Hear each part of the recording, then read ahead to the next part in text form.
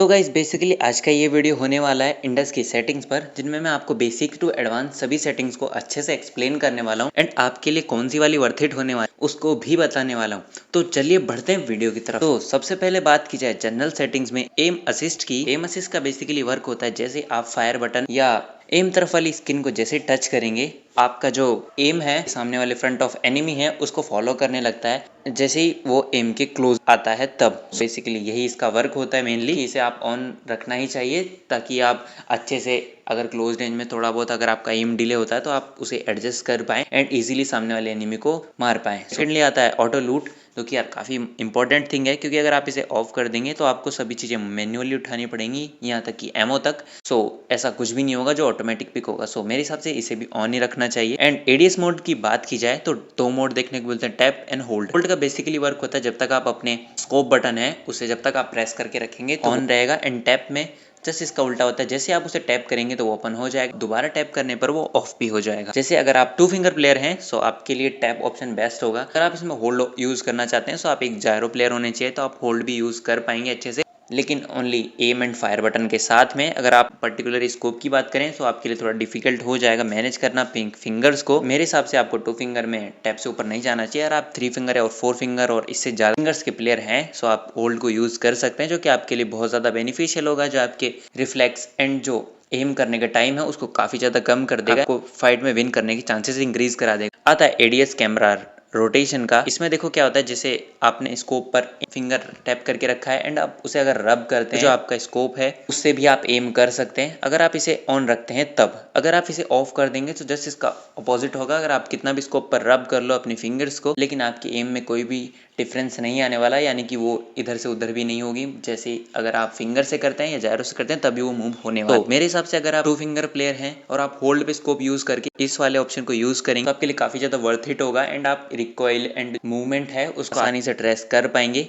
और काफी ज्यादा इजी हो जाएगा। एंड आप अगर और उससे ज्यादा फिंगर्स पर खेलते हैं तो आप यहाँ पर इसे ऑफ रख सकते हैं, जिससे आपका जो एम है उसमें कोई भी खराबी नहीं होगी। एंड अगर आप जायरो प्लेयर हैं तो आपके लिए बहुत ज्यादा बढ़िया हो जाएगी इसको ऑफ करना। बात की जाए जायरो तो देखो यार, जिस ये अपनी चॉइस पर है, इसको जायरो खेलना पसंद है वो कर सकता है। अगर आपकी डिवाइस में सपोर्ट करता है जायरो एंड आप नहीं खेल रहे हैं तो आप बहुत बड़ी गलती कर रहे हैं, क्योंकि आपको जायरो खेलना चाहिए। ये काफी ज्यादा इजी कर देता है आपकी एम को एंड आप आसानी से किसी भी बंदे को डाउन कर सकते हैं। एम एक्सेलरेशन की बात की जाए तो ये वर्क करता है बेसिकली आपके स्वाइप डिस्टेंस पर। जैसे कि अगर आपने इसे ऑफ करके रखा है एंड आपका लो सेंसी है, आपको बहुत ज्यादा ड्रैग करना पड़ेगा अपने एम को एनिमी तक ले जाने के लिए। और अगर आपने इसे ऑन करके रखा तो आप हल्का सा स्वाइप करेंगे एंड आपका एम सटाक से उस बंदे के पास में पहुंच जाएगा, आप आराम से उस बंदे को डाउन कर सकते। एम स्मूथिंग की बात की जाए तो इसे ऑन रख सकते हो, इसमें काफी कम डिले होता है। अगर आपकी सेंसी कम है तो आपके लिए हेल्पफुल होगा। अब बात की जाए इनवर्ट टच एक्सिस एक्स, सो देखो यार बेसिकली ये एक्स एक्सिस पर वर्क करता है, यानी कि हॉरिजॉन्टली वर्क करेगा।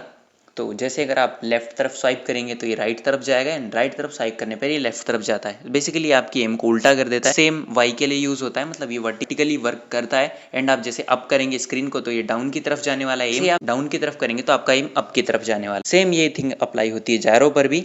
सो ये दोनों सेटिंग भी सेम है इनकी तरह ही। और बोल्ट एक्शन फायर मोड की बात की जाए जिसमें देखने को मिलते हैं 2 mode, tap and release. So tap का बेसिकली वर्क होता है जैसे आप फायर बटन टैप करते हैं तो आपका वेपन फायर कर देता है, यानी जो आपके बोल्ट एक्शन स्नाइपर्स वो तो। और रिलीज मोड में बेसिकली इसका उल्टा होता है, जैसे आप टैप करके रखेंगे तब तक वो फायर नहीं करेगी वेपन, और जैसे आप उसे रिलीज करते हैं फायर बटन को आपका जो वेपन है वो फायर कर देगा। बेसिकली आपके लिए थोड़ा बेनिफिशियल हो सकता है कि आपके रनिंग टारगेट्स हैं उनको इजीली आप डाउन कर पाएंगे, आपको थोड़ा कैलकुलेशन के लिए टाइम भी मिल जाएगा। अब बात की जाए ऑटो फायर मोड की, तो auto fire mode I don't think कि ये काम का भी है, क्योंकि भाई ये बहुत ज्यादा डिले है, क्योंकि जब तक बंदे पे ये एम लॉक करता है एंड जब तक फायर ऑटोमेटिकली होता है तब तक आपको बंदा इजीली मार सकता है। आई थिंक ये कि वर्क कर जाएगा, पर क्लोज रेंज में इसका कोई भी काम नहीं है। बात की जाए block look input for the fire button, इसका मुझे कुछ समझ में नहीं आया। मैंने सभी चीजों पर ट्राई कर लिया एंड ऐसा कोई मुझे लुक ब्लॉक होता हुआ कहीं भी ऐसा फील नहीं थी। इसका काम क्या है तो मैंने इसे ऐसा ही छोड़ दिया। जो सेकंड वाला है block look input for the jump button, so basically ऐसे वर्क करता है कि आपकी जो जंप बटन है उस पर अगर आप टैप करके रखेंगे रब करते हैं तो आपका एम भी वर्क करने वाला है ऑन करने से। आप इसे ऑफ कर देंगे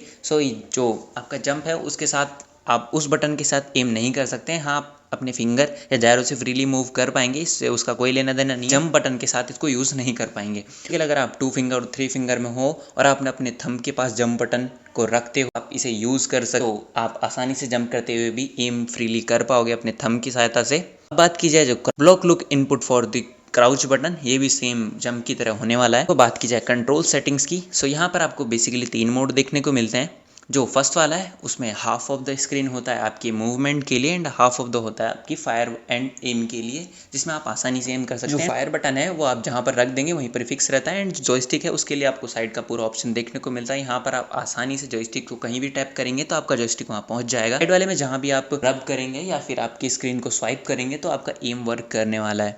जो सेकंड मोड है उसमें आपको देखो आधी तरफ आपको जॉयस्टिक के लिए फ्रीली मिलता है, आधी तरफ ये थोड़ा डिफरेंट वर्क करता है। जैसे आप स्क्रीन पर टैप करते हैं या स्वाइप करते हैं तो जो आपका फायर बटन है उसके साथ आ जाता है, मतलब कहीं भी रख वहाँ पर पहुँच जाएगा एंड जैसे ही आप उस पर दोबारा टैप करेंगे तो वो फायर करना स्टार्ट कर देगा। जो थर्ड लेआउट देखने को मिलती है उसमें आपका पूरा स्क्रीन होता है एमिंग के लिए। आप कहीं भी टैप करेंगे तो आपका एम है वो होने लगेगा एंड जो जॉयस्टिक को आप जहाँ भी रखेंगे तो जॉयस्टिक वहीं पर ही वर्क करने वाला है एंड वो फिक्स पोजीशन रहेगा, उसका पोजीशन कभी भी चेंज नहीं होगा जहाँ आपने एक बार रख दिया है उसे। तो जो सेकंड लेआउट है उसको समझना थोड़ा मुश्किल है, सो मैं एक पर्टिकुलर वीडियो लेकर आने वाला हूँ जल्द, जिसमें मैं आपको कंट्रोल सेटिंग्स के बारे में फुल्ली डिटेल एक्सप्लेनेशन करूंगा। लेकिन आप अभी तो बेसिकली ये समझ चुके होंगे कि आपके लिए कौन सा वर्थ इट होने वाला है ना कौन सा नहीं। अब बात की जाए देखो गेम प्ले सेटिंग्स की, सो गेम प्ले सेटिंग में आता है फर्स्ट मूवमेंट। तो मूवमेंट में देखो आपको देखने को मिलता है ऑटो स्प्रिंट।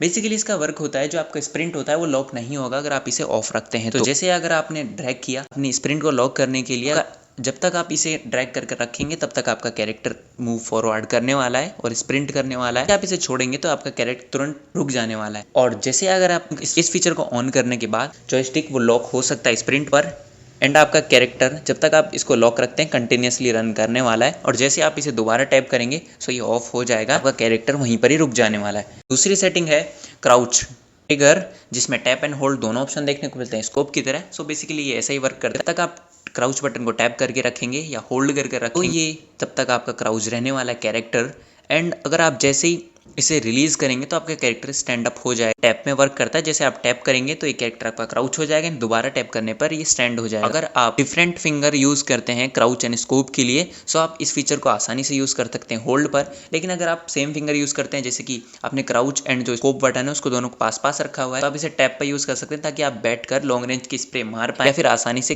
क्राउच वाली मूवमेंट होती है वो कर पाए। गेम प्ले फीचर में सेकंड ऑप्शन आता है प्लेयर एंड वेपन का, तो जिसमें आपने पहला ऑप्शन देखने को मिलता है वेपन इंस्पेक्शन का। काफी बढ़िया फीचर देखने में मिलता है क्योंकि जैसे कि अगर आप थोड़ी देर स्टैंड स्टिल खड़े रहेंगे तो जो आपका कैरेक्टर है वो आपकी वेपन को देखने लगता है कुछ इस तरह से, जैसे ये मिली वेपन देख रहा है एंड आप जैसे ही इसे ऑफ कर देंगे तो ये जो एनिमेशन है ये होना बंद हो जाएगा। एंड सेकंड ऑप्शन है हेल्थ लेवल असिस्ट, तो जैसे ही आपने देखा होगा कि आपकी जैसे लो एचपी होती है एंड आपके स्क्रीन पर एक रेड अलर्ट आने लगता है लो हेल्थ करके ऑफ कर देंगे तो वो आना बंद हो जाएगा। फीचर आता है शो नेड ट्रेजेक्टरी ऑलवेज, सो जैसे आप इसे ऑफ करेंगे तो आपको जैसे आपने ग्रेनेड कोई पिक किया अपने हैंड में इक्विप किया सो उसकी ट्रेजेक्टरी लाइन जो कि आप थ्रो करने वाले हैं वो कहाँ तक जाएगी, तो जो एक रेड कलर की लाइन आती है वो आना ऑफ हो जाएगी। जैसे आप इसे ऑन करते हैं तो वो लाइन आपके परमानेंट रहने वाली, जैसे आप कोई थ्रोएबल इक्विप करते हैं तब आता है auto equip throwable after use. So जैसे अगर आपने कोई थ्रोएबल थ्रो किया, जैसे वो थ्रो होगा आपके पास दूसरा थ्रोएबल आने वाला जो आपकी इन्वेंट्री में वो ऑटोमेटिक इक्विप हो जाएगा एंड अगर आप इसे ऑफ कर देते हैं तो आपकी जो वेपन है वो ऑटोमेटिक इक्विप हो जाएगी। सो आई थिंक कि ये वाला ऑप्शन आपको ऑफ रखना चाहिए। अगर आपने थ्रोएबल थ्रो किया एंड आपको जरूरत नहीं है उस टाइम पर थ्रोएबल दोबारा यूज करने की तो आपके लिए काफी ज्यादा मुश्किल हो जाएगा कि आप दोबारा से वो वेपन है उसे इक्विप करने में आपका टाइम ज्यादा जा सकता है एंड एनिक वाली सिचुएशन होती है उसमें आप फाइट को हार सकते हैं। Auto equip throwable after switch,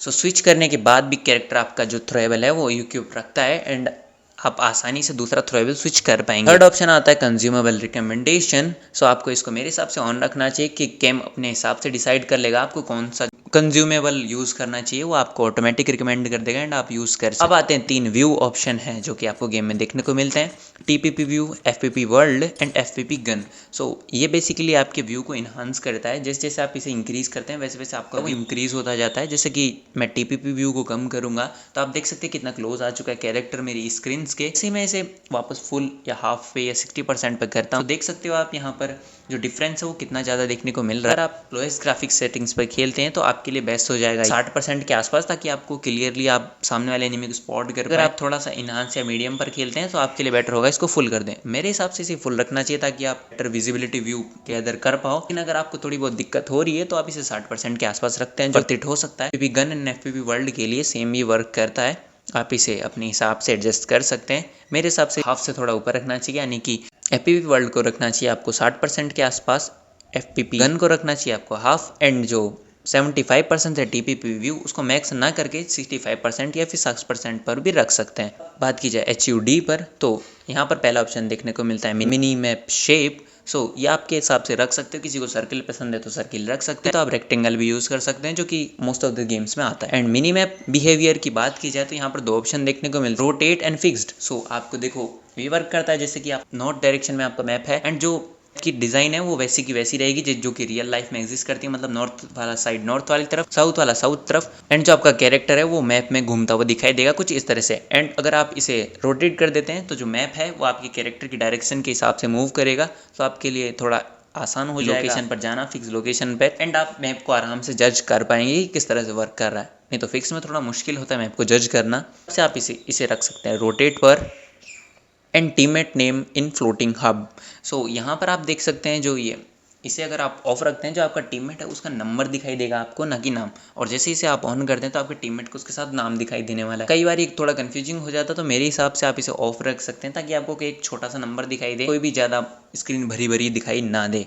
की जाए सेंसिटिविटी सेटिंग्स की, सो मैंने इस पर एक बेसिकली पूरी वीडियो बना के रखी जिसमें मैंने आपको एक सेंसिटिविटी दी है। मेरी जल्द एक वीडियो आने वाली है जिसमें मैं आपको समझाऊंगा कि आप कैसे अपनी एक सेंसिटिविटी खुद की डिफॉल्ट क्रिएट कर सकते हैं ताकि आपको किसी और से सेंसिटिविटी मांगने की जरूरत ना पड़े। जाए ग्राफिक सेटिंग्स की, सो यहाँ पर आपको 3 ऑप्शन देखने को मिलता है। पहला आता है ग्राफिक सेटिंग्स, दूसरा आता है रेजोल्यूशन स्केल, और तीसरा आता है anti aliasing. So first option है ग्राफिक सेटिंग्स, तो इसमें आप 3 ऑप्शन देखने को मिलते हैं, क्वालिटी, बैलेंस एंड परफॉर्मेंस। अगर आपको क्वालिटी गेम की अच्छी चाहिए, यानी कि शेडो टेक्सचर एंड काफ़ी ज़्यादा बढ़िया ग्राफिक्स आपको चाहिए, आपके पास एक पावरफुल डिवाइस है, यूज़ कर सकते हैं। अदरवाइज देखो यार, अगर आप जितना ज़्यादा क्वालिटी को इंक्रीज़ करेंगे उतना ज़्यादा आपका FPS लो होता जाएगा। सो मेरे हिसाब से इसे परफॉर्मेंस पे रखना चाहिए। सेकंड सेटिंग्स के लिए भी सेम यही चीज़ वर्क करती है कि जैसे जैसे आप इसे इंक्रीज़ करेंगे वैसे वैसे आपके FPS लो होते जाएंगे। तो मेरे हिसाब से अगर आपको क्वालिटी भी चाहिए एंड आपको गेम भी ख़राब नहीं करना है, मतलब आपको गेम भी अच्छा दिखना चाहिए एंड आपको खेलना भी बढ़िया सेटिंग्स पे, तो आप इसे मीडियम पे रख सकते हैं जहाँ पर ज़्यादा क्वालिटी लॉस भी नहीं होता है, आपको FPS भी ठीक ठाक देखने को मिल जाता है। एंटी एलाइजिंग का ज़्यादा कुछ फर्क नहीं है, ज़्यादा कुछ डिफरेंस भी देखने को मिलता है। आप इसे ऑन करते हैं सो आपकी जो एजेस हैं, जो कैरेक्टर की एजेस हैं एंड जो डिटेल्स हैं, टेक्सचर्स हैं, वो काफ़ी इंप्रूव हो जाते हैं इसे ऑन करते के साथ ही, जो कि आपकी बैटरी पर असर करेगा एंड आपकी डिवाइस को भी हीट कराएगा। सो मेरे हिसाब से इसे आप ऑफ रख सकते हैं कि आपको बेटर FPS देखने को मिले गेम के अंदर में, लो लैग देखने को मिले एंड लो हीट के साथ में आप अच्छे से गेम खेल पाए। तो last and the least setting आती है ऑडियो सेटिंग, जिसमें आपको फर्स्ट ऑप्शन देखने को मिलता है मास्टर वॉल्यूम।